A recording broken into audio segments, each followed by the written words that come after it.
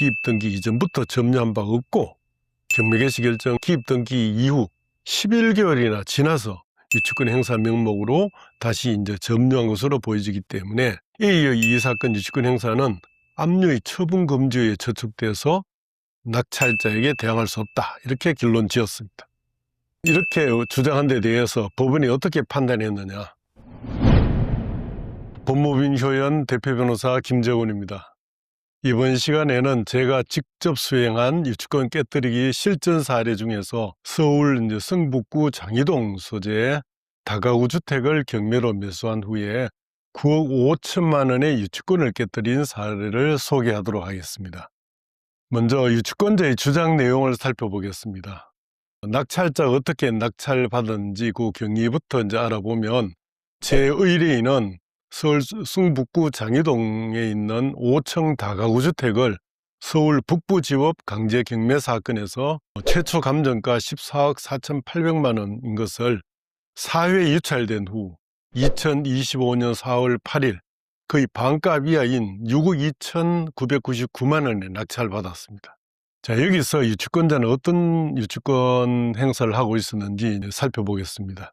위 부동산에는 주식회사 A라는 회사가 다가구 주택 소유자인 K와 사이에 단독주택 신축공사의 시행대행 사업 관리, 그러니까 PM 용역 도급 계약을 체결했습니다. 그리고 그 용역을 이행했지만 용역비 9억 5천만 원 전액을 받지 못했다면서 PM 용역비 채권에 기해서 경매 기입 등기 이전부터 부동산 전부를 점유하면서 유치권을 행사하고 있다고 이제 주장하고 있습니다. 자, 이 사건에서 유치권을 어떻게 깨뜨렸는지 살펴보겠습니다. 저는 낙찰자인 의뢰인의 위임을 받아서 서울 북부지방법원에 유치권자라는 주식회사 A를 상대로 인도명령 신청을 했습니다. 신청 이유를 살펴보면, 먼저 유치권자가 주장하는 피담보 채권, 즉 PM 용역비 채권은 이 사건 부동산과 결연성이 존재하지 않는다라고 주장했죠. 먼저 용역 도급 계약서의 내용을 살펴보면 A가 소유자인 K와 사이에 체결한 그 단독주택 신축공사의 시행대행 사업관리 용역 도급 계약, 즉 PM 용역 도급 계약서를 보면 A가 이제 단독주택공사 시행사인 K를 대신해서 시행을 대행하고 시공은 또 다른 건설사인 B라는 건설회사에 맡기는 이제 구조였습니다. 그래서 A의 이제 대행 용역비 채권은 실제 이 사건 다가구 주택의 공사비 채권에 해당되지 않기 때문에 이 사건 주택하고는 결연성이 없다, 이렇게 주장했죠. 그리고 A는 이 사건 주택의 공사와 관련해서 사실상 도급인 내지 건축지에 지어있기 때문에 유치권을 행사할 수 없다고 주장했습니다. 나아가서 시공을 맡은 B건설의 대표이사와 이제 대화한 걸 녹취를 한 게 있는데, 그 녹취록에 의하면 공사대금 6억여 원 중에서 1,000만 원을 제외하고는 모두 받았다고 했습니다. 그리고 이제 소유자 K가 유치권자라는 A 회사에 투자한 투자자인 사실까지도 알게 됐습니다. 사실상 건축주하고 이 시행 대행 계약한 A하고 사이에 사실상 동일체라는 사실을 이제 확인한 거죠. 결국 공사대금은 거의 다 지불됐고 유치권자라는 A는 소유자인 K와 사실상 동일체로서 허위 채권에 기해서 유치권을 행사하고 있다, 이렇게 주장했죠. 둘째로 피담보 채권이 존재한다고 해도 3년의 단기 소멸시효에 걸려서 소멸했다고 주장했습니다.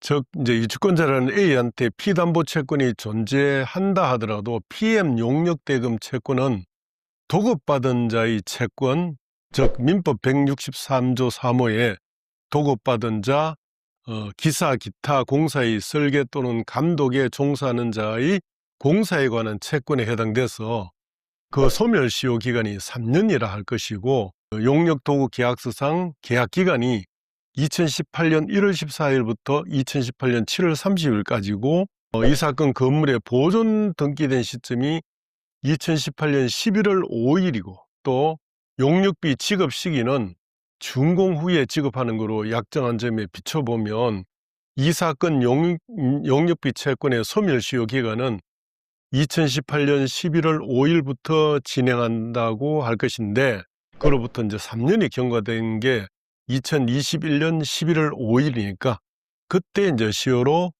소멸한 것이 역수상 분명하다. 그리고 또 달리 A가 시효 중단 조치를 한 바가 없다. 이렇게 주장했습니다. 실제로 이제 피담보 채권이 존재한다 하더라도 경매 기입 등기 이후의 점유로서 대항력이 없다. 이렇게 주장했습니다. 구체적으로 보면 이 사건 주택에 대해서 2023년 12월 26일 2023 타경 119203 부동산 강제경매 사건 경매개시결정 기입 등기가 이루어진 바가 있는데, 유치권자는 A는 경매개시결정일로부터 11개월 정도 지난 24년 11월 11일경에야 유치권 신고를 했습니다.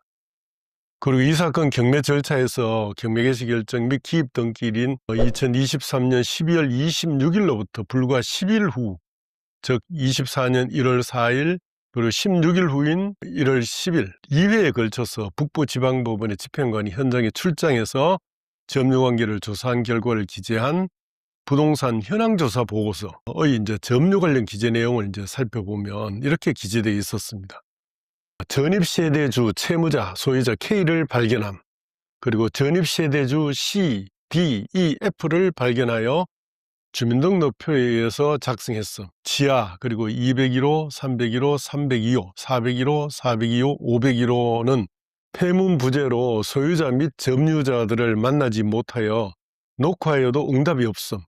그리고 안내문을 각 세대 현관문에 부착했으나 아무 연락이 없어 점유자 확인 불능이라고 이제 기재되어서 유치권자 A 점유는 현황조사서에 전혀 나타나지 않고 있는 점을 강조했습니다.